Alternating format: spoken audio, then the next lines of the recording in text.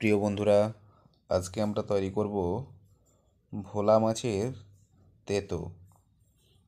ভোলা মাছের তেতো হয়তো অনেকেই এখনও পর্যন্ত টেস্ট করে উঠতে পারেনি। তাদের জন্য আমি আজকের এই রেসিপিটা নিয়ে এসেছি। দেখো, আশা করি ভালো লাগবে।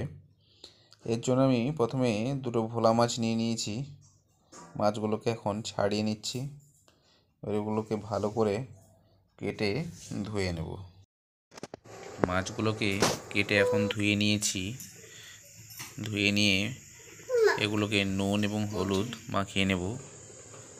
মাখিয়ে নিয়ে আমি একটা কড়াইতে তেল দিয়ে দিয়েছি। তেলটা একটু গরম হলে নুন হলুদ মাখিয়ে রাখা যে মাছগুলো সেগুলোকে ভেজে নেব। আমি কড়াইতে মাছগুলো দিয়ে দিয়েছি। এখন ভেজে নিচ্ছি মাছগুলো।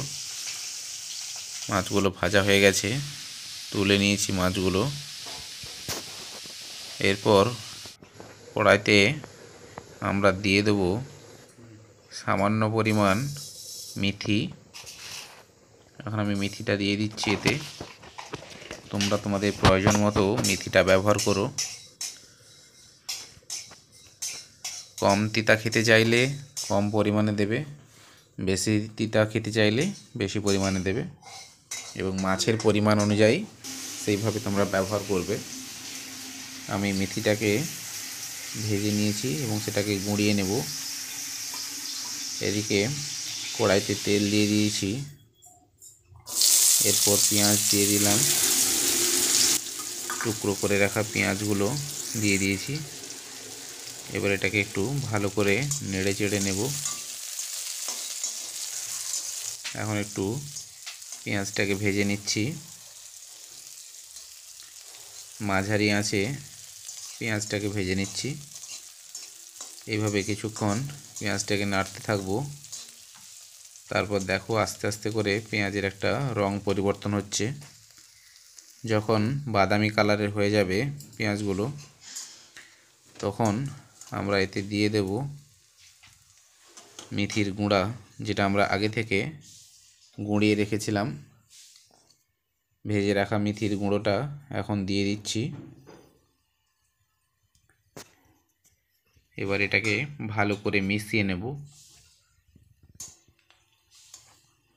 এখন মিশিয়ে নিচ্ছি। ভালো করে এভাবে নাড়তে থাকবো। এইভাবে নাড়তে নাড়তে আমরা এতে মিশিয়ে দেব পরিমাণ মতো লবণ।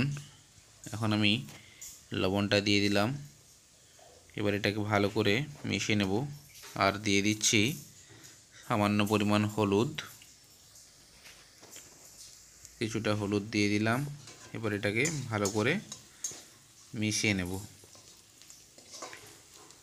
সমস্ত উপকরণগুলো একসঙ্গে দিয়ে এভাবে মাঝারি আঁচে এটাকে নাড়তে থাকবো। কিছুক্ষণ পর যখন পেঁয়াজগুলো ভালোভাবে ভাজা হয়ে যাবে, তখন আমি এতে দিয়ে দেব জল। এখন আমি জল দিয়ে দিলাম। সামান্য পরিমাণ জল দিয়ে আমরা উনুনে জাল দিতে থাকব। এইভাবে কিছুক্ষণ পর যখন ফুটবে, অর্থাৎ জলটা ফুটে যাবে, তখন আমরা এতে দিয়ে দেব মাছ। এখন আমি মাছগুলো দিয়ে দিচ্ছি। জলটা একটু ফুটে উঠেছে। যখনই জলটা ফুটবে তখনই আমরা মাছটা দিয়ে দেব। এভাবে মাছ দিয়ে যখন দেখব ঝোলটা ঘন হয়ে এসেছে, তখন আমরা এতে দিয়ে দেব সরষার পেস্ট। বেটে রাখা সরষাগুলোকে আমরা এতে দিয়ে দেব। এরপর আমরা 5-7 মিনিট এটাকে উনুনে ফোটাতে থাকব।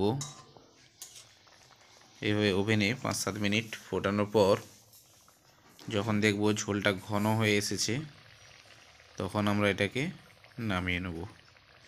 এভাবেই তৈরি হয়ে যাবে ভোলা মাছের তেতো। রেসিপিটা কেমন লাগলো তোমরা সবাই আমাকে কমেন্টে জানিও।